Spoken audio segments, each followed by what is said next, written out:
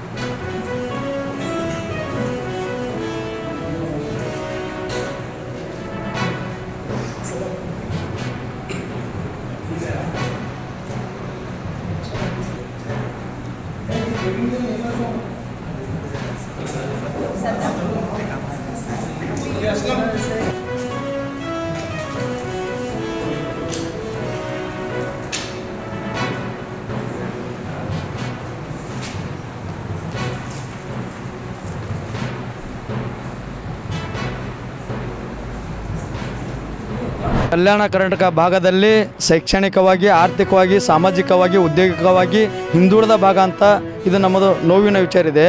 ಇಂಥ ಭಾಗದಲ್ಲಿ ಇವತ್ತೇನು ಕಾನೂನು ಬಾಹಿರವಾಗಿ ಸುಮಾರು ಹಳ್ಳಿಗಳಲ್ಲಿ ಮದ್ಯ ಮಾರಾಟ ರಾಜ್ಯಾರೋತ್ಸವವಾಗಿ ಏನು ನಡೆಸ್ತಾ ಇದ್ದಾರೆ, ಅದರಿಂದ ಇವತ್ತು ಕೂಲಿ ಕಾರ್ಮಿಕರು, ರೈತರು ಮತ್ತು ಬಡವರು, ವಿಶೇಷವಾಗಿ ಹಿಂದುಳಿದ ವರ್ಗದವರ ಸಂಸಾರವನ್ನು ಬೀದಿಗೆ ಬರ್ತಾ ಇದ್ದಾವೆ. ಇವತ್ತು ಈ ಬೀದಿಗೆ ಬರ್ಲಿಕ್ಕೆ ಕಾರಣ ಕೇಂದ್ರ ಸರ್ಕಾರ ಮತ್ತು ರಾಜ್ಯ ಸರ್ಕಾರ ಅಂತ ನೇರವಾಗಿ ಹೇಳೋಕ್ಕೆ ಇಷ್ಟಪಡ್ತಾ ಇದ್ದೀವಿ. ಇವತ್ತು ಕೇಂದ್ರ ಸರ್ಕಾರ, ರಾಜ್ಯ ಸರ್ಕಾರಗಳು ತಾವೇನು ಮಾಡ್ಬೇಕಂದ್ರೆ ಪ್ರತಿಯೊಂದು ತಾಲೂಕಕ್ಕೆ ಅಬಕಾರಿ ಇಲಾಖೆ ಆಫೀಸರ್ ಅಂತ ಇರ್ತಾರೆ, ಆ ಆಫೀಸರ್ಗಳನ್ನು ಬಿಟ್ಟು ಇವತ್ತು ಕಾನೂನು ಬಾಹಿರವಾಗಿ ಎಲ್ಲಿ ಮದ್ಯ ಮಾರ್ತಾ ಇದ್ದಾರೆ ಅನ್ನೋದು ಅದನ್ನು ಖಂಡಿಸಿ ಅದನ್ನು ನಿಲ್ಲಿಸುವಂಥ ಕೆಲಸ ಮಾಡಬೇಕು. ಅದನ್ನು ನಿಲ್ಲಿಸಲಿಲ್ಲ ಅಂದರೆ ಮುಂದೆ ಬರ್ತಕ್ಕಂಥ ದಿನಗಳಲ್ಲಿ ಕಲಬುರಗಿ ಜಿಲ್ಲಾ ಅಬಕಾರಿ ಇಲಾಖೆ ಕಚೇರಿಗೆ ಕಾರ್ಯಮುಳ್ಳು, ಬಾರಿ ಮುಳ್ಳು, ಸಿಗರಿಯನ್ನು ಮುಳ್ಳು ಜಡ್ದು ತಮ್ಮ ಕಚೇರಿಗೆ ಪ್ರತಿಭಟನೆ ಮಾಡ್ತೇವೆ. ಇವತ್ತು ನಮ್ಮ ಎಲ್ಲ ಒಂದು ತಾಲೂಕದ ಶಾಸಕರು, ನಮ್ಮ ಕಲ್ಯಾಣ ಕರ್ನಾಟಕ ಗ್ರಾಮೀಣ ಶಾಸಕರು, ಕಲ್ಯಾಣ ಕರ್ನಾಟಕ ಭಾಗದ ಶಾಸಕರುಗಳು ತಾವು ದಯಮಾಡಿ ಇದಕ್ಕೆ ತಾವು ಸಮಾಜ ಸೇವೆ ಮಾಡ್ತೇವೆ, ಸಮಾಜ ಸುಧಾರಣೆ ಮಾಡ್ತೇವೆ ಅಂತೇಳಿ ಸಾರ್ವಜನಿಕರು ಓಟ್ ತೊಗೊಂಡು ಗೆದ್ದು ಇವತ್ತೇನು ತಮ್ಮದೇ ಆದಂಥದ್ದು ರಾಜ್ಯಾರೋತ್ಸವವಾಗಿ ತಮ್ಮದೇ ಆದಂಥದ್ದು ವೈನ್ ಶಾಪ್ಗಳು 4-5 ವೈನ್ ಶಾಪ್ಗಳು ಇದ್ದಾವೆ ಕೆಲವೊಂದು ಶಾಸಕರುಗಳದು. ನೀವು ಇರಲಿ ಪರವಾಗಿಲ್ಲ, ಲೈಸೆನ್ಸ್ ತೊಗೊಂಡು ಕಿಶನ್ ನೀವು ಕಾನೂನು ಚೌಕಟ್ಟಿನಿಂದ ನಡೆಸ್ರಿ. ಆದರೆ ಇವತ್ತು ಕಾನೂನು ಬಾಹಿರವಾಗಿ ಏನು ನಡೆಸ್ತಾ ಇದ್ದೀರಾ ಅದನ್ನು ಖಂಡಿಸ್ರಿ. ಇವತ್ತು ಪ್ರತಿಯೊಂದು ಹಳ್ಳಿಯಲ್ಲಿ ಸುಮಾರು 10-20 ದಾರು ದುಕಾನುಗಳು ರಾಜ್ಯಾರೋತ್ಸವ ಕಿರಾಣಿ ದುಕಾನುಗಳಲ್ಲಿ, ಬೀಡಿ ಪಟ್ಟಣದಲ್ಲಿ, ಹೋಟೆಲ್ಗಳಲ್ಲಿ ಮಾರಾಟ ಮಾಡ್ತಾ ಇದ್ದಾರೆ. ಇವತ್ತು ಸಂಸಾರಗಳು ಕೆಡ್ತಾ ಇದ್ದಾವೆ. ಭಾಳಷ್ಟು ಇವತ್ತು ಒಂದೊಂದು ವರ್ಷ ಆಗಲ್ಲ ಮದುವೆ ಮಾಡ್ಕೊಂಡು ಗಂಡಸರನ್ನು ಕಳ್ಕೊಂಡು ವಿಧಿವರಾಗ್ತಾ ಇದ್ದಾರೆ. ಇವತ್ತು 10 ವರ್ಷದ 20 ವರ್ಷದ ಮಕ್ಕಳನ್ನು ಕಳ್ಕೊಂಡು ಒಂದು ಅನಾಥರಾಗ್ತಾ ಇದ್ದಾರೆ ತಾಯಿದರು.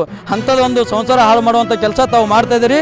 ಮುಂದೆ ಬರ್ತಕ್ಕಂಥ ದಿನಗಳಲ್ಲಿ ಇದನ್ನು ಕೂಡಲೇ ಕಾನೂನು ಬಾಹಿರವಾಗಿ ಏನು ಮದ್ಯ ಮಾರಾಟ ನಡೀತಿದೆ ಅದನ್ನು ಖಂಡಿಸಲಿಲ್ಲ ಅಂದರೆ ನಾವು ಶಾಸಕರ ಮನೆಗೂ ಕೂಡ ಮುತ್ತಿಗೆ ಹಾಕಿ ಕಲ್ಲು ತೂರಾಟ ಮಾಡ್ತೇವೆ ಅಂತೇಳಿ ಎಚ್ಚರಿಕೆ ಕೊಡ್ತಾ ಇದ್ದೀನಿ. ಅದೇ ರೀತಿ ಇವತ್ತೇನು ವೈನ್ ಶಾಪ್ಗಳು, ಲೈಸೆನ್ಸ್ ಇದ್ದ ವೈನ್ ಶಾಪ್ಗಳು ಟೈಮಿಂಗ್ ಅಂತ ಕೊಡ್ತಾರೆ, ಆ ಟೈಮಿಂಗ್ ಉಲ್ಲಂಘನೆ ಅಂತ ಮಾಡಿರ್ತಾರೆ. ಬೆಳಗ್ಗೆ 11 ಗಂಟೆಯಿಂದ ರಾತ್ರಿ 10 ಗಂಟೆವರೆಗೂ ಅಂತ ಏನು ಟೈಮಿಂಗ್ ಕೊಟ್ಟಿರ್ತಾರೆ. ಅದನ್ನು ಖಂಡಿಸಿ ಕರೆಕ್ಟಾದ ಸಮಯ ತೊಗೊಂಡು ಆ ಸಮಯ ಪ್ರಕಾರ ನಡೆಸ್ಕೋಬೇಕು. ಇವತ್ತು ಏನು ಮಾಡ್ತಾ ಇದೆ ಅಂದರೆ ಒಂದು ಮೇನ್ ಡೋರ್ ಬಂದ್ ಮಾಡ್ಕೊಂಡು ಪಕ್ಕದಲ್ಲಿರೋಂಥ ಡೋರ್ವನ್ನು ಓಪನ್ ಮಾಡ್ಕೊಂಡು ಬೆಳಗ್ಗೆ 6 ಗಂಟೆಯಿಂದ ಅವರು ಕೂಡ ಚಾಲೂ ಮಾಡ್ತಾ ಇದ್ದಾರೆ. ಇವತ್ತು ಅವರು ಚಾಲೂ ಮಾಡ್ಕೊಂಡು 10, 20, 30, 50 ಅನ್ಲಿಮಿಟೆಡ್ವಾಗಿ ತಮ್ಮ ಮನ್ಸಿಗೆ ಬಂದಂಗೆ ರೇಟ್ ತೊಗೊಂಡು ಕೇಸಿಂದ ಇವತ್ತೇನು ಮಾರಾಟ ಮಾಡ್ತಾ ಇದ್ದಾರೆ ಅದನ್ನು ಖಂಡಿಸ್ತೇವೆ. ಇವತ್ತು ಅದನ್ನು ಕೂಡ ತಾವು ಶಾಸಕರು ನೋಡ್ತಾ ಇದ್ದೀರಿ, ಅದನ್ನು ಕಣ್ಣು ಮುಚ್ಕೊಂಡು ಕೊಡ್ತಾ ಇದ್ದೀರಿ. ಇವತ್ತು ಪರ್ಸೆಂಟೇಜ್ ರಾಜಕೀಯ ಮಾಡಬೇಡ್ರಿ, ದುಡ್ಡಿನ ರಾಜಕೀಯ ಮಾಡಬೇಡ್ರಿ, ಲಾಲೂಚ ರಾಜಕೀಯ ಮಾಡಬೇಡ್ರಿ. ಇವತ್ತು ಪ್ರಾಮಾಣಿಕತೆಯಿಂದ ಸಾರ್ವಜನಿಕರು ಏನು ಓಟ್ ತೊಗೊಂಡು ನೀವು ಸಾರ್ವಜನಿಕರು ಒಳ್ಳೇದು ಮಾಡ್ತಾ ಇದ್ದೀರಿ ಅಂತೇಳಿ ಏನು ಓಟ್ ತೊಗೊಂಡಿರ್ತಾರಲ್ಲ ಅದೇ ಥರ ಪ್ರಾಮಾಣಿಕತೆಯಿಂದ ಇವತ್ತು ಮದ್ಯ ಮಾರಾಟ ನಿಲ್ಲಿಸಬೇಕಂತೇಳಿ ನಾನು ಕೂಡಲೇ ಎಚ್ಚರಿಕೆ ಕೊಡ್ತಾ ಇದ್ದೀನಿ. ಮಾಧ್ಯಮ ಮುಖಾಂತರದಿಂದ ಚನ್ವೀರ್ ದಸ್ತಾಪುರ, ಕರ್ನಾಟಕ ಕದಂಬದ ಜಿಲ್ಲಾಧ್ಯಕ್ಷ. ಟ್ವೀಟ್ ಮಾಡಿದ ಉದ್ದೇಶ ಏನು ಅಂತ ಕೇಳಿದ್ರೆ, ನಾವೆಲ್ಲ ಕಲ್ಯಾಣ ಕರ್ನಾಟಕ ಕಲೆ ಮತ್ತು ಸಾಂಸ್ಕೃತಿಕ ಸಂಗೀತ ಕಾರ್ಯಕ್ರಮವನ್ನು ಉಳಿಸಿ ಬೆಳೆಸುವಂಥ ಕಾರ್ಯಕ್ರಮವನ್ನು ನಮ್ಮ ಜಿಲ್ಲೆಯೊಳಗೆ, ನಮ್ಮ ಕರ್ನಾಟಕದೊಳಗೆ ಅತಿ ಹೆಚ್ಚು ಸಂಘ ಸಂಸ್ಥೆಗಳು ಇರ್ತಕ್ಕಂಥ ಜಿಲ್ಲೆ ಅಂದರೆ ನಮ್ಮ ಕಲಬುರಗಿ ಜಿಲ್ಲೆ. ಹಾಗಾಗಿ ಪ್ರತಿ ವರ್ಷ ಸರ್ಕಾರದಿಂದ ಕನ್ನಡ ಮತ್ತು ಸಂಸ್ಕೃತಿ ಇಲಾಖೆ ವತಿಯಿಂದ ಪ್ರತಿ ವರ್ಷ ಎಲ್ಲ ಕಾರ್ಯಕ್ರಮಗಳನ್ನು ಮಾಡಬೇಕು. ತೆರೆಮರೆ ಕಾಯಿಯೊಳಗೆ ಇರ್ತಕ್ಕಂಥ ಕಲಾವಿದರನ್ನು ಗುರುತಿಸಿ ಅವನು ಮುಖ್ಯ ವೇದಿಕೆಗೆ ತೆಗೆದುಕೊಂಡು ಬಂದು ಅದರ ಕಾರ್ಯಕ್ರಮಗಳನ್ನು ಕೊಡ್ತಕ್ಕಂಥ ಕಾರ್ಯಕ್ರಮವನ್ನು ಮಾಡ್ತಾ ಬರ್ತಾ ಇದ್ದೀವಿ. ಪ್ರತಿ ವರ್ಷವೂ ಭಾಳ ಚೆನ್ನಾಗಿ ಆಗ್ತಿತ್ತು. ಹೆಚ್ಚು ಕಡಿಮೆ ಅಂದ್ರೂ ಕಾರ್ಯಕ್ರಮ ಮಾಡುವಂಥ ಧನ ಸಹಾಯವನ್ನು ಕೊಡ್ತಾಯಿದ್ರು. ಆದರೆ ಈ ವರ್ಷ ಕೆಲವು ಜನ ಹೇಳ್ತಾರೆ ಸರ್ಕಾರಕ್ಕೆ ದುಡ್ಡಿಲ್ಲ, ಅದಕ್ಕೆ ನಿಮಗೆ ಕೊಟ್ಟಿಲ್ಲ ಅಂತ ಅಂತಾರೆ. ನಮ್ಮ ಪ್ರಶ್ನೆ ಏನು ಅಂತಂದ್ರೆ, ನಾವೆಲ್ಲ ಕಲಬುರಗಿ ಇರ್ತಕ್ಕಂಥ ಕಲಾವಿದರು, ನಾವೆಲ್ಲ ಈಗಾಗಲೇ ನಮ್ಮ ಕಾರ್ಯದರ್ಶಿ ಹೇಳ್ದಂಗೆ ಭಾಳಷ್ಟು ತೆಗೆದುಕೊಂಡು ಬರ್ತಾ ಇದ್ವಿ. ಈ ವರ್ಷ ಏನು ಮಾಡಿದ್ದಾರೆ ಅಂತಂದರೆ 50,000 ರೂಪಾಯಿ, ನಮ್ಮ ಹತ್ರ ಅದು ಲಿಸ್ಟ್ ಇದೆ, ಕೊಡ್ತೇವೆ ನಿಮಗೆ. 50,000 ರೂಪಾಯಿಯನ್ನು ಕೊಟ್ಟರೆ ಮತ್ತು ಸರ್ಕಾರ ದುಡ್ಡಿನ ಅಂದ್ರೆ ಕೆಲವು ಸಂಘ ಸಂಸ್ಥೆಗಳಿಗೆ ಏನಾಗ್ಯಾವ ಅಂದ್ರೆ 1,75,000 ಆಗಿದೆ. ಅವ್ರಿಗೆ ಆಗ್ಯಾವಂತ ನಮಗೆ ಬೇಜಾರಿಲ್ಲ. ನಮ್ಮ ಪ್ರಶ್ನೆ ಏನು ಅಂತಂದ್ರೆ ಕನಿಷ್ಠ ಅಂದ್ರೂ 1,00,000 ರೂಪಾಯಿ ಒಂದು ಸಂಘ ಸಂಸ್ಥೆಗೆ ಕೊಟ್ಟರೆ ಅದರಿಂದ ನಾವೇನಾದ್ರೂ ಕಾರ್ಯಕ್ರಮ ಮಾಡ್ಬೋದು. ಒಂದು ಕಾರ್ಯಕ್ರಮ ಮಾಡಬೇಕು ಅಂದರೆ ಒಂದು ಸಭಾಭವನ ಬುಕ್ ಮಾಡಬೇಕು, ಅಲ್ಲೆಲ್ಲ ಏನು ಇನ್ಸ್ಟ್ರೂಮೆಂಟ್ಗಳು ತರಿಸ್ಬೇಕು, ಸೌಂಡ್ ಸಿಸ್ಟಮ್ ತರಿಸ್ಬೇಕು, ಬ್ಯಾನರ್ ಮಾಡಿಸ್ಬೇಕು. ನಾವು ಏನೂ ಖರ್ಚು ಮಾಡಿಲ್ಲ ಒಂದು ಕಾರ್ಯಕ್ರಮ ಅಂದ್ರೆ ಕಡಿಮೆ ಅಂದ್ರೆ 20,000 ರೂಪಾಯಿ ಬೇಕು. ಅವ್ರು ಕೇಳ್ತಾರೆ ಒಂದು ವರ್ಷಕ್ಕೆ ಒಂದು ಸಂಘ ಸಂಸ್ಥೆ ಜೀವಂತವಾಗಿರ್ಲಿಕ್ಕೆ ಮುಂದಿನ ವರ್ಷಕ್ಕೆ ಅನುದಾನ ತೆಗೆದುಕೊಳ್ಳೋದು 3 ಕಾರ್ಯಕ್ರಮಗಳು ನಾವು ಮಾಡ್ಬೋದು. ಮತ್ತು 20,000 ಒಂದು ಕಾರ್ಯಕ್ರಮಕ್ಕೆ ಅಂದ್ರೆ 3 ಕಾರ್ಯಕ್ರಮಕ್ಕೆ 60,000 ಆಗ್ತದೆ. ಅವ್ರು 50,000 ಕೊಟ್ಟರೆ ಸಂಘ ಸಂಸ್ಥೆಗಳು ಉಳಿಸೋದೇ ಹಂಗ, ಬೆಳೆಸೋದೇ ಹಂಗ. ಈಗ ಕೆಲವು ಇನ್ನೊಂದು ಏನಾಗಿದೆ ಅಂದ್ರೆ ಇದರೊಳಗೆ ಇಂಡಿವಿಜುವಲ್ ವಾದ್ಯ ಪರಿಕರಗಳಂತ ಕರೆದ, ಅಂದ್ರೆ ಒಬ್ಬ ವ್ಯಕ್ತಿಗೆ ಮಾತ್ರ ವಾದ್ಯ ಪರಿಕರ ಖರೀದಿ ಮಾಡೋದು.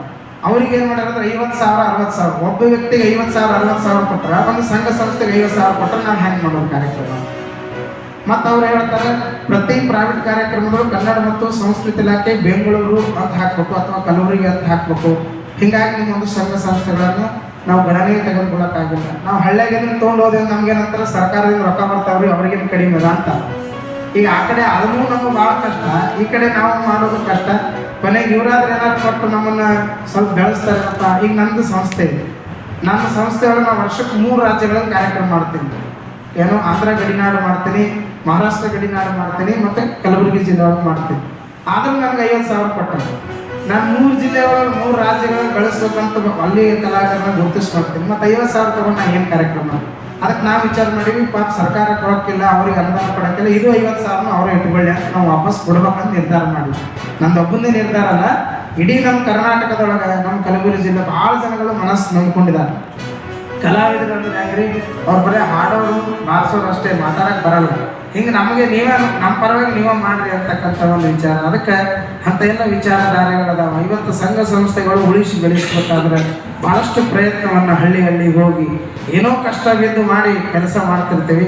ಆದರೆ ಇವತ್ತು ಈ ರೀತಿ ಒಳಗೆ ಕನಿಷ್ಠ ಪಕ್ಷ 1 ಲಕ್ಷ ಆದರೂ ಆ ಸಂಘ ಸಂಸ್ಥೆಗೆ ಕೊಟ್ಟಿದ್ರೆ ಅದಕ್ಕೊಂದು ಬೆಲೆ ಬರ್ತಿತ್ತು ಅಂತಕ್ಕಂಥದ್ದು. ಅದಕ್ಕೆ ನಾವು ಕೇಳಿದ್ರೆ ಇಲಾಖೆಯವರು ಏನು ಹೇಳ್ತಾರೆ ಅಂದ್ರೆ ಇದಕ್ಕೊಂದು ಆಯ್ಕೆ ಸಮಿತಿ ಅಂತ ಇರ್ತದೆ, ಆಯ್ಕೆ ಸಮಿತಿಯವರು ಇದನ್ನು ತೆಗೆದಾರ ಅಂತ ಅವ್ರು ಹೇಳ್ತಾರೆ.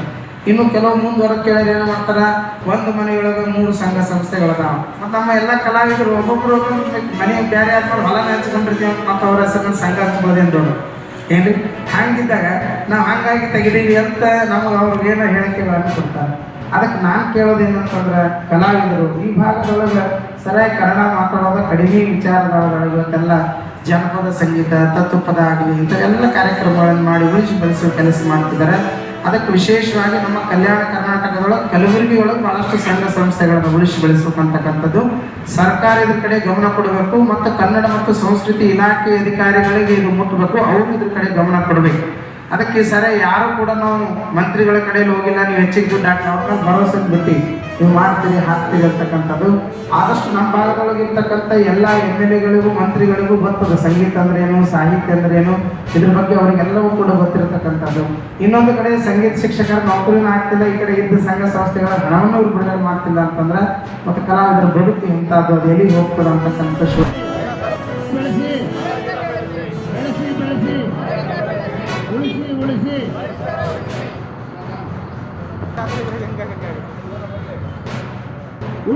ಉಳಿಸಿ ಉಳಿಸಿ ಉಳಿಸಿ ಬೆಳೆಸಿ ಬೆಳೆಸಿ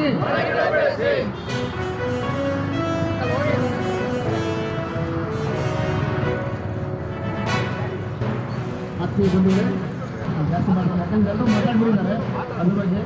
ನಾನು ವಿಶೇಷವಾದ ಫಲಾನುಭವಿ ಇದರಲ್ಲಿ. ಯಾಕೆ ಅಂತಂದರೆ ನಾನು ದಿನನಿತ್ಯ ಅದಕ್ಕಿಂತ ಮುಂಚೆ ತಾವೆಲ್ಲರೂ ಈ ಕಾರ್ಯಕ್ರಮಕ್ಕೆ ಆಗಮಿಸಿದ್ದೀನಿ. ನಾನು ತಿಳಿಸೋತ್ಸಂಗ ಮಾಡಿಸ್ಕೊಂಡು ವಿಶೇಷವಾಗಿ ನಾನು ಯಾಕೆ ಫಲಾನುಭವಿ ಅಂತಂದರೆ ನೀವು ಯಾರು ಫಲಾನುಭವಿಲ್ಲ ಗೊತ್ತಿಲ್ಲ, ನಾನಂತೂ ಫಲಾನುಭವಿ. ಯಾಕೆ ಫಲಾನುಭವಿ ಅಂದರೆ ದಿನ ಮರದ ಕೆಳಗೆ ದಿನ ವಾಕ್ ಮಾಡೋದು ನಾನು ಎಲ್ಲರಿಗೂ ಪ್ರತಿಯೊಂದಿನ ಬೆಳಗ್ಗೆ ಸಿಗಿನ ಬಂದಿದ್ದೀನಿ. ಇನ್ನೊಂದು ವಿಶೇಷ ಏನಂತಂದರೆ ಸುಮಾರು ನನ್ನ ತಂದೆ ವಸ್ತುಗಳಲ್ಲಿ ಗದ್ದಲವಾಗಿತ್ತು. ಒಂದು ಕೂಡ 1940 ನನ್ನ ತಂದೆ ಮೈಸೂರು ಅವರು 23 ವಸ್ತುಗಳಿದ್ದರು. ವಸ್ತುಗಳಿದ್ದಾಗ ನನ್ನನ್ನು ಚಿತ್ರದುರ್ಗಕ್ಕೆ ನಾಗರಾವ್ ಪಿಕ್ಚರ್ ಶೂಟಿಂಗ್ ತೆಗಿತಾ ಇದ್ರು. ನನಗೆ ಕರ್ಕೊಂಡ್ಬಂದು ಅಂತ ಸಿನಿಮಾ ತೋರಿಸಿದಂಥ ಕರ್ಕೊಂಡು ಬಂದು ನನಗೆ ವಿಶೇಷವಾಗಿ ಗೌರವ ಇಷ್ಟ ಆಗಿದೆ. ಯಾಕೆಂದರೆ ನನಗೆ ನಮ್ಮ ತಂದೆ ಅಲ್ಲಿಂದ ಕರ್ಕೊಂಡ್ಬಂದು ಕಾಲೇಜ್ ಹೋಗ್ತಿದ್ವಿ, ಅವರ ಕ್ಯಾಂಪಸ್ಗಳು ಈ ಥರ ಎಲ್ಲ ತಿಳ್ಕೊಂಡಿದ್ದೀವಿ. ಭಾವನಾತ್ಮಕ ಈ ಕಾರ್ಯಕ್ರಮ ಏನು ತಿಳಿಸಿದ್ದಾರೆ ನೀವೆಂದು ವಿಶೇಷವಾಗಿ ಸೈನ್ಸ್ ಕಾಲೇಜ್ ಹಿಂಭಾಗ ಮತ್ತು ಜೂನಿಯರ್ ಕಾಲೇಜ್ ಹಿಂಭಾಗ ನಮ್ಮ ಪೊಲೀಸ್ ಅಧಿಕಾರಿಗಳು